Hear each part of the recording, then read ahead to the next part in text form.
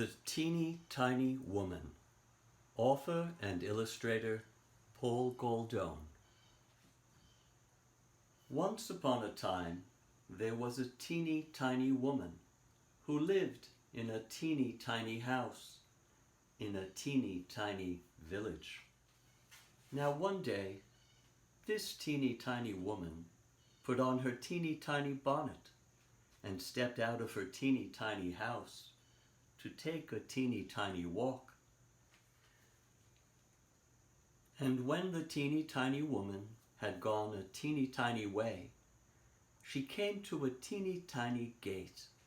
So the teeny tiny woman opened the teeny tiny gate and went into a teeny tiny churchyard.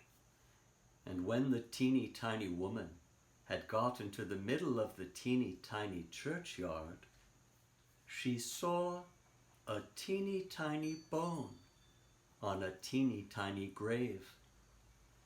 And the teeny tiny woman said to her teeny tiny self, "This teeny tiny bone will make me some teeny tiny soup for my teeny tiny supper." So the teeny tiny woman put the teeny tiny bone into her teeny tiny pocket and went home to her teeny tiny house.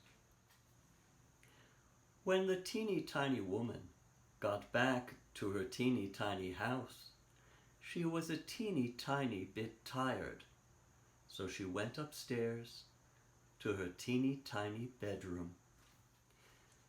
Then the teeny tiny woman got into her teeny tiny nightgown and put the teeny tiny bone into a teeny tiny cupboard. And then the teeny tiny woman climbed into her teeny tiny bed and went to sleep. When the teeny tiny woman had been asleep for a teeny tiny time, she was awakened by a teeny tiny voice from the teeny tiny cupboard. The voice said, "Give me my bone." The teeny tiny woman was a teeny tiny bit frightened, so she hid her teeny tiny head under the teeny tiny covers and went to sleep again.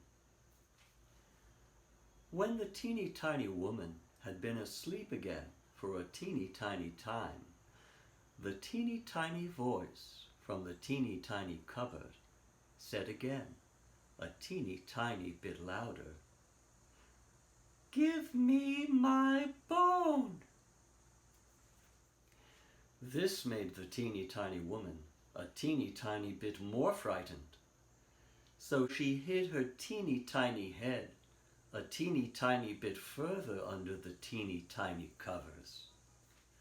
When the teeny tiny woman had been asleep again for a teeny tiny time, the teeny tiny voice from the teeny tiny cupboard said again, a teeny tiny bit louder, "Give me my bone."